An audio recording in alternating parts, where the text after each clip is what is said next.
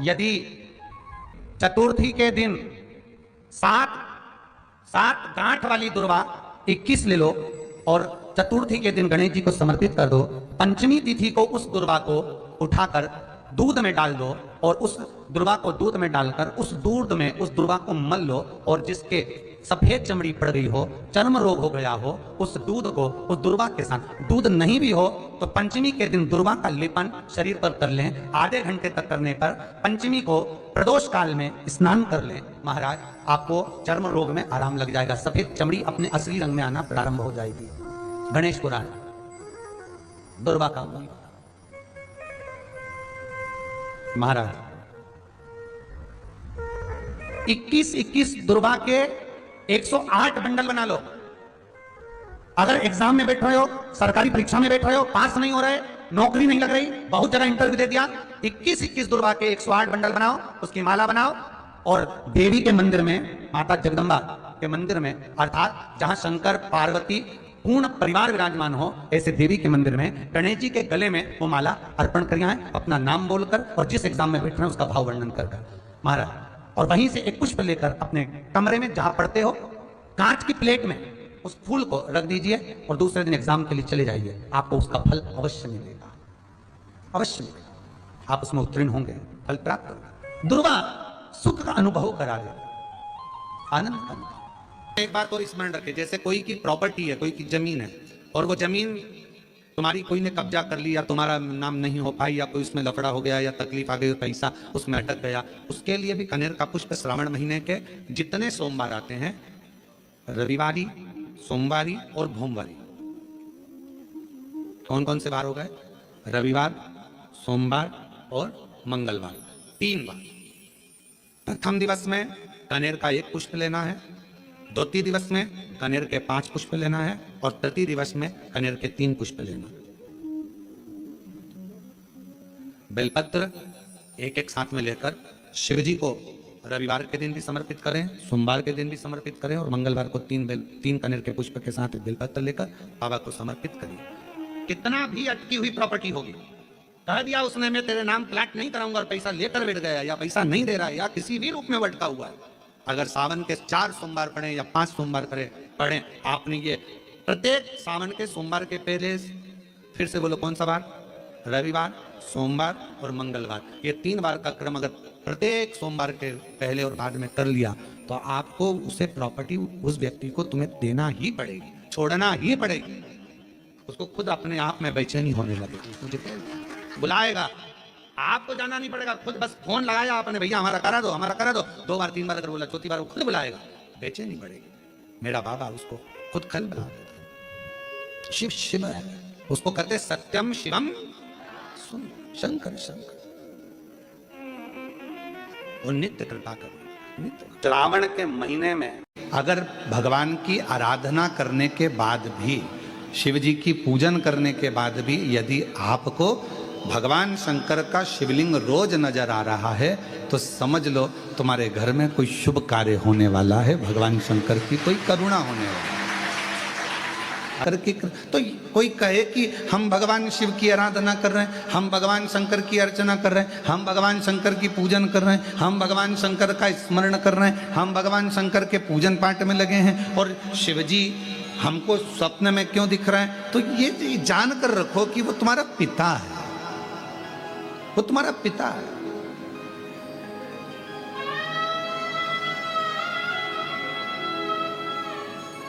शिवलिंग दिख रहा है मतलब कोई अच्छा कार्य आपकी जिंदगी में होने वाला है।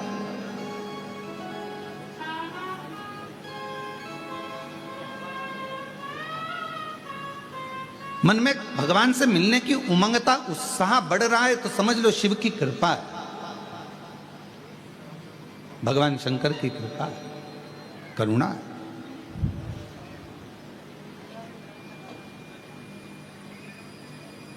और यदि परमात्मा से मिलन की आस बढ़ रही है, उत्साह बढ़ रहा है, उमंगता बढ़ रही है, ये शंकर की उदारता है, शंकर की करुणा है, कृपा है, दया।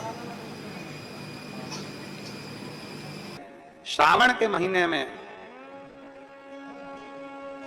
तुमने भूलवश भी अगर पार्थिव लिंग का निर्माण करा हो और पार्थिव लिंग का निर्माण कर कर अगर एक बेलपत्र शंकर को समर्पित करी हो तो वो बेलपत्र का फल मुझे दे दिया।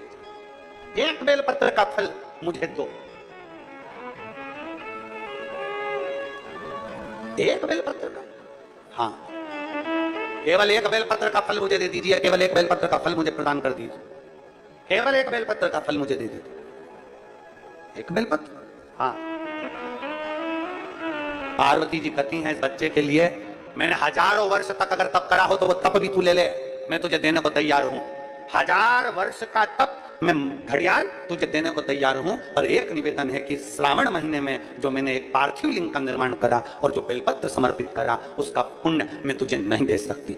1000 वर्ष का पुण्य ले ले मैं दे दूंगी, पर एक श्रावण के महीने के पार्थिव लिंग के पूजन का एक बेलपत्र का पुण्य नहीं दे सकती। घड़ियाल कहता है मुझे तुम्हारे हजारों वर्ष का तप नहीं चाहिए, मुझे तो केवल एक श्रावण महीने के पार्थिव लिंग पूजन का एक बेलपत्र का फल चाहिए। तब पार्वती जी ने विचार करा, अब जरा विचार आप करिएगा, 1000 वर्ष तक तप करने का फल घड़ियाल नहीं ले रहा है, एक सावन के महीने के पार्थिव लिंग के पूजन में जो बेलपत्र समर्पित किया गया उसका फल ले रहा है। मतलब समझने का विषय है कि एक पार्थिव लिंग सावन के महीने में बनाया जाता है और उस पे एक बेलपत्र चढ़ाई जाती है, तो 1000 वर्ष के तप का फल ज्यादा है, उसका फल ज्यादा है। 1000 वर्ष से ज्यादा तप के फल से बड़ा फल है पार्थिव शिवलिंग का निर्माण श्रावण महीने में कर कर एक बेलपत्र समर्पित, एक बेलपत्र करी आप लोगों ने। किस किसने पूजन करी, जरा हाथ उठा, सभी ने कहा है, रखो रखो वापिस। अब जरा विचार करिए कि हजारों वर्ष के पूजन के फल के बराबर एक पार्थिव लिंग के निर्माण को और एक बेलपत्र समर्पित करने का फल प्राप्त होगा। शंभु शरणे मांगू घड़ी रे दुख काटो दया करी ने दर्शन। शंभु शरणे मांगू घड़ी रे दुख काटो दया करी ने दर्शन। बोल बम का नारा है, जरा जम के बोलो, बोल बम का नारा है, सारी समस्या का हल एक बेलपत्र में वो बल हो जाता है पार्थिव लिंग पूजन के श्रावण महीने। हमसे लोग कहते हैं क्या पड़ी तुमको श्रावण महीने में शिवलिंग का निर्माण करवाना, पूजन करवाना, ऑनलाइन करवाना, क्यों? हम कहते हैं भूलवश भी अगर कोई अपने घर में सावन के महीने में पार्थिव लिंग का निर्माण कर लेता है, पूजन कर लेता भूलवश भी, और एक बेलपत्र समर्पित कर देता है, उसको हजारों वर्ष का पुण्य फल तप का तो वैसे ही प्राप्त होता है।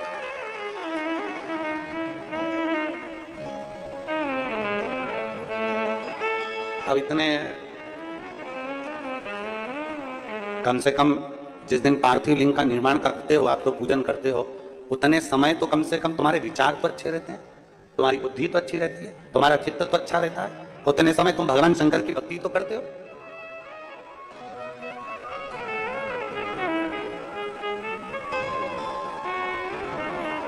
तुम्हारे पास में उस समय पर भक्ति तो अविरत रहती है।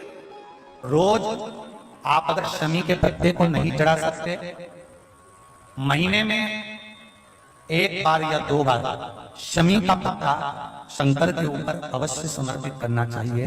क्यों? शरीर में अगर कोई बड़ी बीमारी आने वाली होती है तो बाबा उस विष को समाप्त कर देते हैं, मात्र शमी का पत्ता समर्पित करते हैं।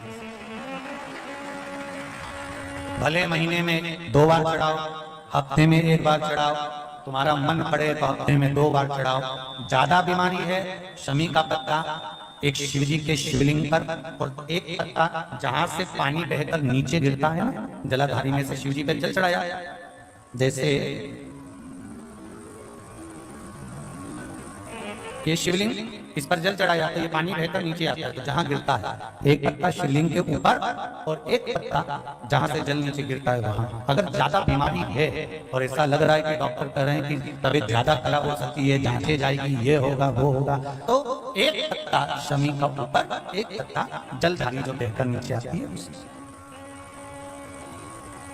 पर चढ़ाना शमी का पत्र रोग मुक्ति के लिए जब चढ़ाया जाता है तो भगवान शंकर का अवधूतेश्वर महादेव का नाम लेकर चढ़ाया जाता है। कौन सा महादेव? जम के बोलो जरा। अवधूतेश्वर महादेव का नाम लेकर चढ़ाया। एक बात आपको कही थी अभी पिछले कथाओं में, गाय के दूध का घी बनाकर उसकी एक उंगली घी की अशोक सुंदरी वाली जगह पर लगाकर, जो व्यापार नहीं चलता हो, दुकान नहीं चलती हो, अशोक सुंदरी वाली जगह पर व्रत लगाकर घर के दरवाजे पर या व्यापार के द्वार पर उस उंगली को लगा देना चाहिए। व्रत पर होना गाय के घी की। शिव पुराण कर रहे हैं बाबा देवादिदेव महादेव का पुराण में आता है कि शमी वृक्ष की पत्ती को जब कोई नारी, पुरुष, बच्चा, बूढ़ा, जवान उस शमी के पत्ते को बेलपत्र के साथ लेकर जब शिवालय तक जाता है, जितनी देर तक वो शमी का पत्ता उसके हाथ में रहता है, जितनी देर तक शमी का पत्र उसके घर में रहता है, जितनी देर तक शमी का पत्र उसके स्पर्श में रहता है, उतने उतने शरीर के रोग, दुख, ताप काट देता है और उसे अलग से बल प्रदान करता है। शमी पत्र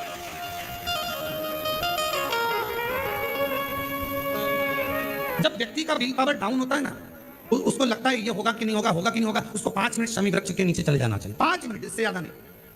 या शमी की पत्ती को रख लेना चाहिए। पहले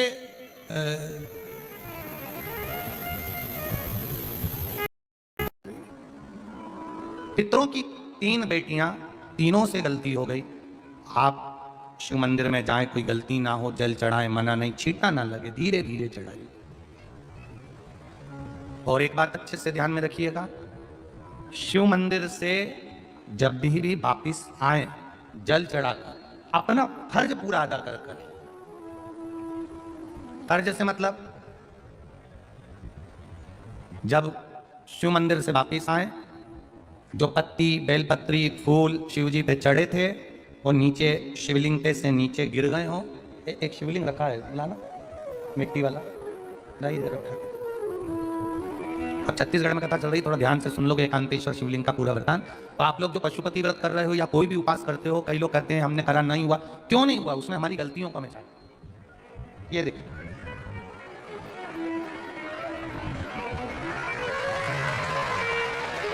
अब जैसे ये शिवलिंग रखा है, आपने जल चढ़ाया, अब जल आप यहां से चढ़ा रहे हो तो धीरे धीरे धीरे धीरे चढ़ाएं, जिससे छींटे बाहर ना, यहां तक छींटे रहे ना, जलाधारी तक चलेगा, बाहर ना दे। और एक बात का स्मरण रहे, यदि बेलपत्री, फूल, पत्ती जल चढ़ाने के बाद ये सब अगर नीचे गिर जाए, जलाधारी पर गिर गया या नीचे उतर गया, तुम्हारा पूरा जल चढ़ जाए, तुम्हारे पास में चंदन नहीं है, अबीर नहीं है, गुलाल नहीं है, कुछ भी नहीं हो, तो भी अपने हाथ की 3 उंगलियों से रेखा 3 खींचकर और फिर जो माला आदि कादि भगवान की रखी थी उसी से भगवान का वापिस पूरा श्रृंगार कर कर फिर वापिस आइए। भगवान को पूर्ण श्रृंगार,